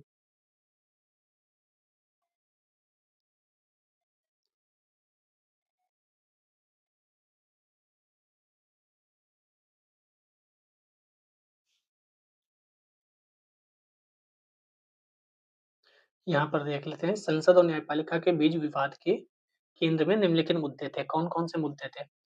पहला तो था निजी संपत्ति के अधिकार का दायरा। पहले निजी संपत्ति जो मौलिक अधिकार था, वह हटा दिया गया है। 300 का में रख दिया गया है संपत्ति वाला मामला। मौलिक अधिकारों को सीमित, प्रतिबंधित, समाप्त करने की संसद की शक्ति का दायरा, ये भी इन सब में दिक्कत में था। नीति निर्देशक तत्व मौलिक अधिकार से ऊपर होंगे या नीचे, संविधान संशोधन की शक्ति संसद की कितनी है, ये सब इसमें थे। 1967 से 1973 के बीच यह विवाद काफी गहरा हुआ। भूमि सुधार कानूनों के अतिरिक्त निवारक नजरबंदी कानून, नौकरियों में आरक्षण, सार्वजनिक उद्देश्य, निजी संपत्ति के अधिग्रहण, इन सब पर भी कभी न कभी न्यायपालिका विधायिका हमेशा विवाद में फंसी रही है। ठीक है, 1973 में केशवानंद भारती मामला आया था, केरल का मामला था। सर्वोच्च न्यायालय ने उसमें सबसे ज़्यादा जज बैठकर जो फैसला सुनाया था, तो वह उसी में सुनाया था और वह बहुत इम्पोर्टेंट भी है। हम उसको पढ़ेंगे, बहुत विस्तार से पढ़ेंगे, क्वेश्चन बहुत पूछे जाते हैं और मेंस में भी काफ़ी काम आता है, इंटरव्यू में भी काम आता है। तो 1973 में सर्वोच्च न्यायालय ने एक निर्णय दिया, जो संसद और न्यायपालिका के संबंधों के नियमन में बहुत ही महत्वपूर्ण हो गया। यह केशवानंद भारती मुकदमा था। इससे पहले, इससे बाद में भी कई मुकदमे होते रहे। गोलकनाथ का मुकदमा था, मिनर्वा मिल्स का था, मेनका गांधी था, ऐसे कई मुद्दे थे, कई मुकदमे थे, लेकिन मेन सबसे क्या है, केशवानंद भारती मुकदमा है, प्रसिद्ध है। इस मुकदमे में न्यायालय ने निर्णय दिया कि संविधान का एक मूल ढांचा है। मूल ढांचा क्या है? ये संविधान का मूल ढांचा सर्वोच्च न्यायालय या न्यायालय बताता रहेगा। संविधान का एक मूल ढांचा है और संसद सहित कोई भी उस मूल ढांचे से छेड़छाड़ नहीं कर सकता। जैसे मैंने आपसे कहा कि देखो, ये लाइन्स तो रटनी ही है, मतलब खोल के पी जाओ, इससे तो आप भूल सकते नहीं। रात को कोई जगा के पूछे तब भी आप बताओ। बाकी आपकी मर्जी, इधर वाले सब आपकी मर्जी, लेकिन ये तो आपको रटना ही है, इतना तो आप रट ही लें। मतलब ये तो ऐसे ही संविधान का मूल ढांचा कह दिया गया। भाई धर्मनिरपेक्ष रहो, संविधान के अनुसार चलो, मौलिक अधिकार का हनन ना करो, ये सब मूल ढांचे में बता दिया गया। और ये भी नहीं कहा गया कि ये मूल ढांचा है, कहा गया कि हम समय-समय पर बताते भी रहेंगे। हो सकता है कल को 4 चीज़ें और जोड़ दें सर्वोच्च न्यायालय या न्यायालय, भाई ये 4 चीज़ें भी मूल ढांचे में आएँगी। संविधान संशोधन द्वारा इस मूल ढांचे को नहीं बदला जा सकता है। ठीक है? न्यायालय ने 2 और काम किए, कौन से? इम्पोर्टेंट हैं सब। संपत्ति के अधिकार के विवादास्पद मुद्दे के बारे में न्यायालय ने कहा कि यह मूल ढांचे का हिस्सा नहीं है, संपत्ति वाला कोई मामला। आपके यहाँ आपने देखा होगा, सड़क निकलती है तो आस-पास ज़मीन किसी की भी हो, उसे एक्वायर किया जाता है और सरकार उसका मुआवज़ा उनको दे देती है। मुआवज़ा ठीक-ठाक मिलता है अगर ऊपर से नीचे तक पूरा पहुँच जाए। कई बार लोग आरोप लगाते हैं कि अधिकारी वगैरह, नेता वगैरह काम कर लेते हैं, हाथ सेक लेते हैं, लेकिन कितना सच कितना झूठ पता नहीं। मेरा तो कुछ अभी मुझे क्या ही पता है, क्या हुआ क्या नहीं, मैं तो पढ़ रहा हूँ ना, पढ़ा रहा हूँ अब। संपत्ति के अधिकार का ये मूल ढांचे का हिस्सा नहीं है, बता दिया। इसलिए उस पर समुचित प्रतिबंध लगाया जा सकता है। दूसरा, न्यायालय ने यह निर्णय करने का अधिकार अपने पास रखा कि कोई मुद्दा मूल ढांचे का हिस्सा है या नहीं। यह निर्णय न्यायपालिका द्वारा संविधान की व्याख्या करने की शक्ति का सर्वोत्तम उदाहरण है। न्यायपालिका बताती रहेगी कौन सा ने मूल ढांचा है, कौन सा नहीं है। इस निर्णय ने विधायिका और न्यायपालिका के बीच विवादों की प्रकृति ही बदल दी। जैसा कि हम पहले पढ़ चुके हैं, संपत्ति के अधिकार को मौलिक अधिकारों की सूची से 1979 में हटा दिया गया था और इसने शासन के इन 2 अंगों के बीच संबंधों की प्रकृति बदल गई। फिर भी इन दोनों के बीच विवाद के कुछ बिंदु बचे हैं, जैसे क्या न्यायपालिका विधायिका की कार्रवाई का नियमन, उसमें हस्तक्षेप कर उसे नियंत्रित कर सकती है। तो न्यायपालिका विधायिका की कार्रवाई वगैरह नियमन थोड़ी करेगी, लेकिन मूल ढांचा। कुछ लोगों का ये भी कहना है कि मूल ढांचा के नाम पर सर्वोच्च न्यायालय कुछ भी करने को तैयार हो जाए, तो किसी को भी मूल ढांचा घोषित कर दे। क्योंकि ये तो न्यायालय के पास है ना अधिकार कि ये मूल ढांचा है, ये मूल ढांचा है, ये मूल ढांचा है। तो सरकार क्या करेगी? तो ये सब मुद्दे जो है ना, ये फँसे पड़े हैं। जब इस पर टकराव होगा तभी ये कुछ फाइनलाइज़ होंगे। संसदीय व्यवस्था में संसद को अपना संचालन खुद करने, अपने सदस्यों का व्यवहार नियंत्रित करने की शक्ति है। संसद में क्या होता है? संसद के अध्यक्ष, जो लोकसभा अध्यक्ष, राज्यसभा अध्यक्ष मैटर करते हैं, न्यायपालिका का हस्तक्षेप नहीं होता है। संसदीय व्यवस्था में विधायिका को विशेषाधिकार के हनन का दोषी पाए जाने पर सदस्य को दंडित करने का स्वयं उसका अधिकार है, न्यायपालिका नहीं जा सकता। सदन के किसी सदस्य के विरुद्ध स्वयं सदन या कोई अनुशासनात्मक कार्रवाई की जाती है, तो वह सदस्य न्यायालय से सुरक्षा प्राप्त कर सकता है क्या? इन सब मुद्दे भी सुलझ नहीं पाए हैं, दोनों के बीच विवाद का विषय बना रहता है। संविधान ये व्यवस्था करता है कि न्यायाधीशों के आचरण पर संसद में चर्चा नहीं होगी जब तक उन्हें हटाने वाला प्रस्ताव नहीं आ रहा हो। अनेक अवसरों पर संसद और राज्यों की विधानसभाओं में न्यायपालिका के आचरण पर उँगली उठाई गई है। जैसे आपने देखा इस समय चुनाव आयोग पर उँगलियाँ उठाई जा रही हैं, वैसे कई बार न्यायपालिका पर भी उँगलियाँ उठाई गई हैं और जज जो अभी हाल में एक घटना हुई थी, उस पर तो सभी लोगों ने प्रश्न चिन्ह उठाया। इसी प्रकार न्यायालय ने भी अनेक अवसरों पर विधायिका की आलोचना की है, विधायी कार्यों के संबंध में निर्देश दिए हैं। विधायिका इसे संसदीय संप्रभुता के सिद्धांत के उल्लंघन के रूप में देखती है। मतलब टकराव अभी भी जारी हैं। आप इन टकरावों को विस्तार से पढ़ेंगे जब हम फाउंडेशन पढ़ेंगे और अपनी किताब में भी आप विस्तार से पढ़ेंगे। मेंस और इंटरव्यू में यहाँ से क्वेश्चन पूछे जा सकते हैं, जहाँ आप फँस सकते हो, तो इस पर क्लियरिटी चाहिए आपको।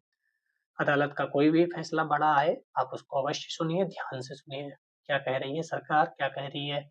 इसीलिए एडिटोरियल जो होते हैं वो बहुत इम्पोर्टेंट हो जाते हैं, वहाँ से आपको बहुत कुछ सीखने को मिलता है। इसलिए मैं कहता हूँ न्यूज़पेपर पढ़ो, चाहे हिंदी, चाहे इंग्लिश, एडिटोरियल अवश्य पढ़ो। पूरा न्यूज़ मत पढ़ो, केवल एडिटोरियल वाला पेज पढ़ लो, वही इनफ हो जाएगा। कुछ न पढ़ने से वह पढ़ना बेहतर होगा। पढ़ सकते हो पूरा अखबार पढ़ो अपने हिसाब से, जहाँ भी आपको लगता है आने वाला है एग्ज़ाम में। अदालत हमें एक बार साफ-साफ क्यों नहीं बता देती कि आखिर संविधान के वे पहलू क्या हैं जिन्हें मूल ढाँचा कहा जाए, जो मैंने बताया, जो उसने बताया और कहा समय-समय पर और भी बताते रहेंगे। एक बार हम नहीं बता सकते, सब कुछ बताते रहेंगे समय के साथ। इस अध्याय में आपने अपनी लोकतांत्रिक संरचना में न्यायपालिका लाइक, कमेंट कर देते हैं, उसके लिए धन्यवाद। शेयर भी कर सकते हैं, बाकी विज़िट भी कर सकते हैं।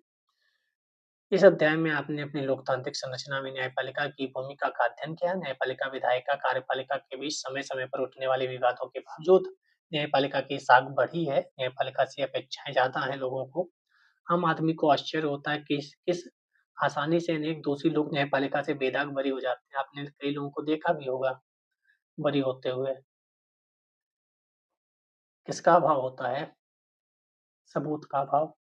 कैसे धनी दबंगों के असर में गवाह अपने बयान से मुकर जाते हैं। कुछ ऐसे मुद्दे जिनके बारे में मैं स्वयं न्यायपालिका भी चिंतित है।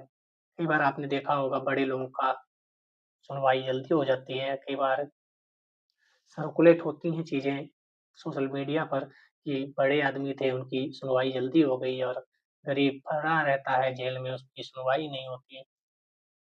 इस अध्याय में आपने देखा भारत में न्यायपालिका बहुत शक्तिशाली है, इस शक्ति ने बड़े आश्चर्य, बहुत सी आशाओं को जन्म दिया है। भारतीय न्यायपालिका अपनी स्वतंत्रता के लिए भी जानी जाती है। अपने निर्णयों के माध्यम से न्यायपालिका ने संविधान की नई व्याख्याएँ दी हैं, नागरिकों के अधिकारों की रक्षा की। जैसा कि हमने इस अध्याय में देखा, लोकतंत्र वास्तव में विधायिका न्यायपालिका के बीच अत्यंत संवेदनशील संतुलन पर आधारित है। संविधान की सीमाओं के अंदर ही रहकर कार्य करना होता है सबको। आखिरकार मैं बाइज्जत बरी हो गया, डरावने सपने जैसा था यह सब कुछ। अब मैं कभी भी भ्रष्टाचार में शामिल नहीं होऊँगा कसम से। सार्वजनिक जीवन में भ्रष्टाचार को नियंत्रित करने में न्यायपालिका किस तरह सक्रिय रहती है, ये सब बातें हैं। हालाँकि कार्टून है, तो कार्टून जो दिखता है वह होता नहीं है, कुछ और कहने का उसका प्रयास होता है, व्यंग्यात्मक होता है कई बार। बाकी अपना ध्यान रखिए, विज़िट करिए, जो कुछ आपको चाहिए वह कमेंट करिए, हम प्रोवाइड कराएँगे। टेलीग्राम लिंक डिस्क्रिप्शन में, आप कुछ भी पूछ सकते हैं। जय हिंद, जय भारत।